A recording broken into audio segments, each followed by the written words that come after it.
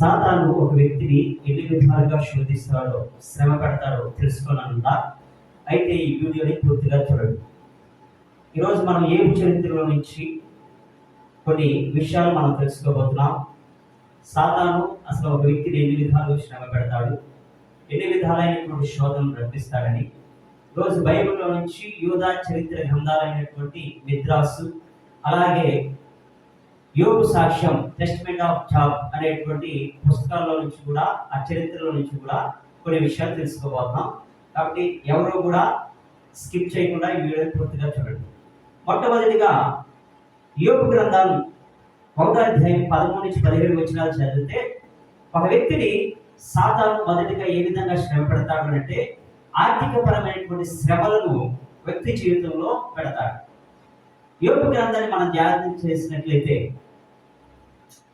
సేబాయులు, కల్దీయులు, ఆకాశం నుంచి పడినటువంటి అగ్ని ఒక్క రోజులో చాలా ఆస్తిపరుడుగా, ధనవంతుడుగా జీవించినటువంటి యోగు ఆస్తి మొత్తాన్ని సర్వనాశనం చేసేసి దరిద్రం తీసుకుని వెళ్ళిపోయి ఒక్క పూట తిండి కోసం గడవడానికి కూడా కష్టమైపోయినటువంటి ఆర్థికపరమైనటువంటి దరిద్రంలోకి తీసుకుని వెళ్ళిపోయి ఆర్థిక పరంగా బాగా నలిగిపోయినట్లుగా మనం చూస్తూ ఉంటాం.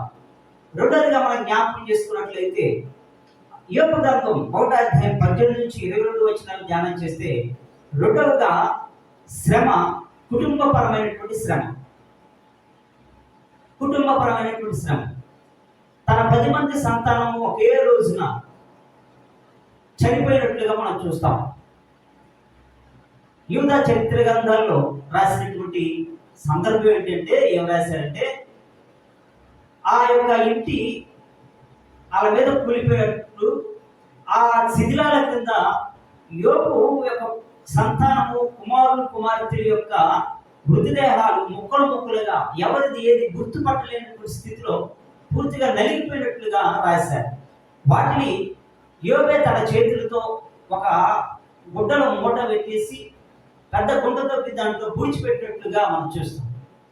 కుటుంబపరమైన పుత్ర శోకముతో బాగా విలవిలాడిపోయాడు యోబు.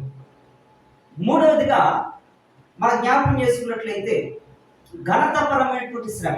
యోబు గ్రంథం 2వ అధ్యాయం 8వ వచనం, 19వ అధ్యాయం 12 నుంచి 19 వచనాలు మనం ధ్యానం చేస్తే అక్కడ రాసినటువంటి సందర్భం ఏంటంటే, ఘనతపరంగా ఒకనొక సమయంలో యోగుని చూస్తే వృద్ధులు కూడా లేచి నిలబడేవారు, యవనస్తులు పారిపోయేవారు.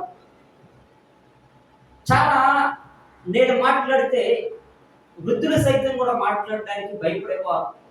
అలాంటి సందర్భంలో ఘనతగా కీర్తి ప్రతిష్టలతో బ్రతికినటువంటి యోగు తన దాసుని కూడా బ్రతిమలాడుకోవాల్సి వచ్చింది. నా దగ్గరికి రా, కొద్దిగా మాట ఉంది అని నా దాసుని బ్రతిమాల్సి వచ్చింది అని రాశారు.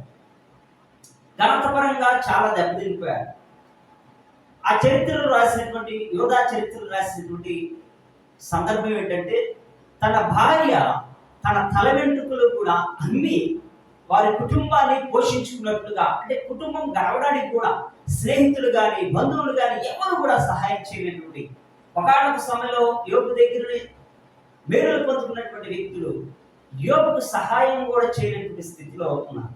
తన భార్య తన తల వెంట్రుకలన్నీ తన కుటుంబాన్ని పోషించుకున్నట్లుగా రాశారు.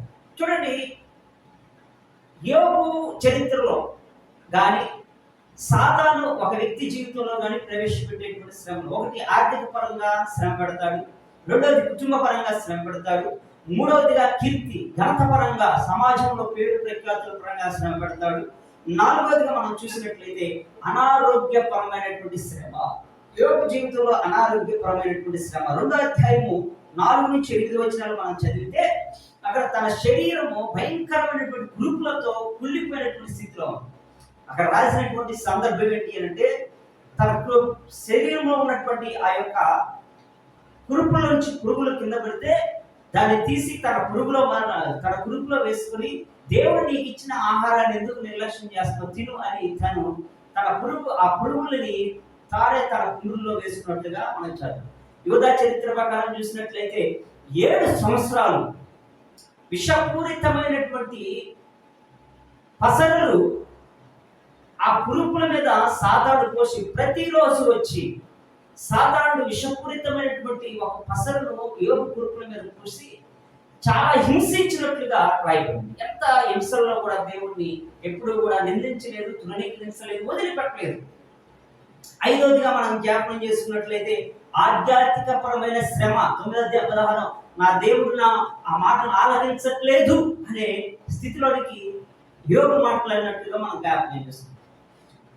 సాతాను అంట ఒక భ్రమను పుట్టించి ఆకాశంలో, ఇదిగో నీ కుమారులు ఉన్నటువంటి స్థలం పరలోకంలో చూడు ఖాళీగా ఉంది, వారు ఎక్కడున్నారో తెలుసా, నరకాగ్నిలో ఉన్నారని, నరకాగ్నిలో వారు శ్రమ పడుతూ హింసపడుతున్న దృశ్యాన్ని చూపించి నీ భక్తికి దేవుడు ఇచ్చినటువంటి బహుమతి ఇది అని ప్రలోభ పెట్టాలని చూశాడు అని రాశాడు. అయినా ఆ ప్రలోభానికి లమ్మలేదు. ఇక్కడ నేను మీకు చెప్పాల్సినటువంటి అంశం ఏమనుకుంటున్నానంటే, ఓర్చుకుందాం, శ్రమ పడదాం, నిరీక్షణ కలిగి ఉందాం. ఓటమిలో ఉండొచ్చు మనం ఇప్పుడు, ఆరోగ్యపరంగా, ఆర్థిక పరంగా, ఆధ్యాత్మికంగా ఏ విషయాల్లో అయినా సరే మనం ఉద్యోగపరంగా ఓటమిలో ఉన్నామేమో, కృంగిపోవద్దు, సహనం కలిగి ఉందాం, ఓర్చుకుందాం. ఎంతవరకు సహనం కలిగి ఉండాలంటే, ఓటమి కూడా నీ జీవితంలో దానికి కూడా బోరు కొట్టేసి ఇక ఏమేమి నీ ఓడకూడదాం అది దానికే బోరు కొట్టి నీ జీవితం నుంచి వెళ్ళిపోయేంతగా మనం నిరీక్షణ కలిగి, నమ్మకం కలిగి దేవుడిలో ఉందాం. దేవుడు రెండింతలుగా మనల్ని ఆశీర్వదిస్తాం.